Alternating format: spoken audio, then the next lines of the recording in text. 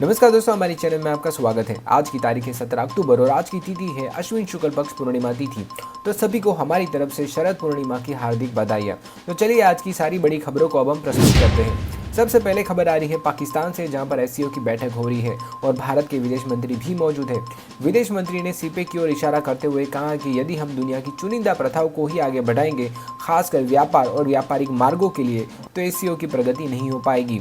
बता दें कि सीपे को लेकर भारत की आपत्ति ये है कि ये परियोजना पाकिस्तान के कब्जे वाले कश्मीर से होकर गुजरती है। इसे क्षेत्र को भारत अपना अभिन्न हिस्सा मानता है। कनाडाई मीडिया इस वक्त जस्टिन ट्रूडो के पीछे हाथ धोकर पड़ गया है। अपनी राजनीति चमकाने के चक्कर में भारत कनाडा के दशकों पुराने रिश्तों को दांव पर लगाने के लिए उन्होंने अपने पीएम की क्लास लगाई है। उन्होंने हरदीप सिंह निज्जर की मौत के लिए बिना कोई सबूत दिए भारत पर आरोप लगाए, जिसके बाद भारत की तरफ से भी करारा जवाब दिया गया। भारत के कड़े रुख के बाद कनाडा के पीएम जस्टिन ट्रूडो भी टेंशन में आ गए हैं। यही वजह है कि ट्रूडो ने अब अपने मित्र देशों को भारत के खिलाफ करने की कोशिश करना शुरू कर दिया है। मुंबई में एक मर्डर से पूरा शहर डरा डरा सा है। मशहूर पॉलिटिशियन बाबा सिद्दीकी की हत्या के तार सीधे सीधे लॉरेंस बिश्नोई के गैंग से अब जुड़ गए हैं। मुंबई पुलिस ने कोर्ट में यह दावा किया है कि उनके पास इस हत्याकांड में बिश्नोई गैंग के शामिल होने के सबूत मिले हैं। चौंकाने वाली बात यह पता चली है कि इन सब की भूमिका और जिम्मेदारी अलग अलग थी। शूटर्स ने बताया है कि लॉरेंस गैंग की तरफ से उन्हें सिर्फ टारगेट बताए गए थे, यानी कि शूटर्स को भी नहीं पता था कि वो लॉरेंस गैंग के लिए काम कर रहे हैं। मंगलवार को चुनाव आयोग की टीम महाराष्ट्र और झारखंड विधानसभा चुनाव का ऐलान करने के लिए प्रेस कॉन्फ्रेंस करने आई थी। उसी समय ईवीएम का मुद्दा एक बार फिर से उठ गया। इस पर मुख्य निर्वाचन आयुक्त राजीव कुमार ने हरियाणा की कुछ विधानसभा सीटों पर इलेक्ट्रॉनिक वोटिंग मशीन यानी कि ईवीएम से कथित छेड़छाड़ के कांग्रेस नेताओं के दावों को सिरे से खारिज कर दिया है।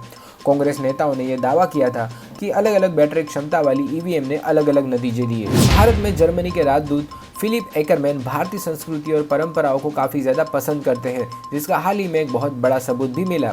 दरअसल जर्मनी के राजदूत फिलिप एकरमैन ने अपनी ऑफिस के लिए एक नई इलेक्ट्रिक कार ली है। इस कार में बैठने से पहले उन्होंने भारतीय रीति रिवाज के अनुसार कार में नींबू मिर्ची बांधी और फिर नारियल फोड़ा। भारत में ये माना जाता है कि ऐसा करने से बुरी नज़र से सुरक्षा होती है। कर्नाटक हाई कोर्ट ने एक फैसले में कहा है कि मस्जिद के भीतर कथित तौर पर जय श्री राम का उद्घोष करने से धार्मिक भावनाएं आहत नहीं होती है। कोर्ट ने मंगलवार को इससे जुड़े एक मामले में 2 लोगों के खिलाफ पुलिस द्वारा दर्ज आपराधिक मामले को खारिज कर दिया है। बॉलीवुड एक्ट्रेस रकुलप्रीत सिंह इन दिनों अजय देवगन की फिल्म दे दे प्यार दे 2 की शूटिंग में बिजी चल रही है। इसी बीच वर्कआउट के दौरान उन्हें चोट लग गई है। जिम में वर्कआउट सेशन के दौरान 80 किलो वजन डेडलिफ्ट में उठाने के कारण उनकी पीठ पर चोट लग गई है। राम गोपाल वर्मा ने सलमान खान को लॉरेंस बिश्नोई से मिलने वाली धमकी पर जवाब देने की अपील की। उनका कहना है कि सलमान खान को अपने खास अंदाज में तगड़ा जवाब देना चाहिए। साथ ही उन्होंने गैंगस्टर पर फिल्म बनाने की बात भी कही है। हीरोगिरी फुफू करने में नहीं है वाला विज्ञापन जो हम सब थिएटर में कई सालों से देख रहे हैं, वो अब ज़्यादा समय तक नहीं देखेगा, क्योंकि खिलाड़ी कुमार के नंदू वाले विज्ञापन को सेंसर बोर्ड ने हटाने का फैसला किया है। ये विज्ञापन बीते 6 साल से हर फिल्म की शुरुआत में आता था, लेकिन अब एंटी सिगरेट वाले इस विज्ञापन को sensor board of film certification ने हटाने का फैसला किया है। धूम 4 को लेकर बड़ी खबर है। मीडिया रिपोर्ट्स की माने तो रणबीर कपूर YRF यानी कि यशराज फिल्म्स की फिल्म धूम 4 में बतौर लीड एक्टर नजर आ सकते हैं। वहीं कुछ रिपोर्ट्स ये भी है कि इस फिल्म में अभिषेक बच्चन और उदय चोपड़ा बतौर जय और अली वापसी नहीं करेंगे। इन सब खबरों के अलावा ये भी दावा किया जा रहा है कि रणबीर कपूर के साथ इस फिल्म में उनकी लीडिंग लेडी कोई और नहीं बल्कि श्रद्धा कपूर हो सकती है।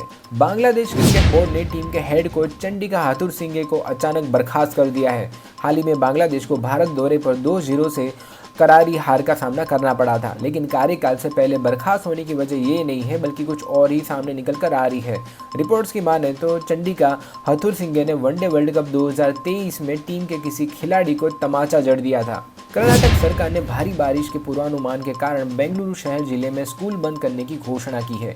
कर्नाटक की राजधानी बेंगलुरु समेत राज्य के अन्य हिस्सों में भी भारी बारिश के कारण आम जनजीवन अस्त व्यस्त हो गया है। केवल कर्नाटक ही नहीं बल्कि तमिलनाडु और आंध्र प्रदेश में भी भारी बारिश से जनजीवन पूरी तरह से अस्त व्यस्त हो गया है। सड़क से लेकर ट्रेन और हवाई यातायात व्यवस्था चरमरा गई है। कई ट्रेन और उड़ानें रद्द करनी पड़ी है। वायु प्रदूषण को लेकर सुप्रीम कोर्ट लगातार सख्त है। शीर्ष अदालत ने हरियाणा सरकार और पंजाब सरकार को पिछले आदेश का पालन नहीं करने पर फटकार लगाई है। साथ ही चेतावनी दी है कि अगर आदेश का पालन नहीं किया गया तो वो हरियाणा के मुख्य सचिव के खिलाफ अवमानना का मामला दर्ज करेगी। सुप्रीम कोर्ट ने पूछा है कि राज्य सरकार पराली जलाने के लिए लोगों पर मुकदमा चलाने से क्यों कतरा रही है और लोगों पर मामूली जुर्माना लगाकर उन्हें छोड़ क्यों रही है। बंगाल की खाड़ी में बना दबाव चक्रवाती तूफान में अब बदल गया है। आंध्र प्रदेश आपदा प्रबंधन विभाग ने कहा है कि ये चक्रवाती तूफान 10 किलोमीटर प्रति घंटे की रफ्तार से उत्तर पश्चिम दिशा की तरफ आगे बढ़ रहा है। फिलहाल ये तूफान चेन्नई से 440 किलोमीटर, पुडुचेरी से 460 किलोमीटर और नेल्लोर से 530 किलोमीटर दूर है। इस चक्रवात से आंध्र प्रदेश के दक्षिणी तट को सबसे ज्यादा असर पड़ने के आसार हैं। मध्य प्रदेश सरकार ने प्रसव के दौरान होने वाली जच्चा बच्चा की मौतों पर कंट्रोल करने के लिए बुधवार को बड़ा फैसला लिया है। अब महिलाओं में पहले से ही कई हाई रिस्क प्रेगनेंसी का पता लगाकर उचित चिकित्सकीय संस्थान भेजा जाएगा। ये फैसला प्रसव के दौरान महिलाओं की मौत के मामलों से निपटने को लेकर लिया गया है। तो दोस्तों, आज की खबरों में फिलहाल इतना ही। दिन भर की सारी बड़ी खबरों को जानने के लिए हमारे चैनल को जरूर सब्सक्राइब करें और अगर आपको हमारी खबरें और हमारे वीडियोस अच्छे लगते हैं तो वीडियो को लाइक करना बिल्कुल ना भूलें। जय हिंद।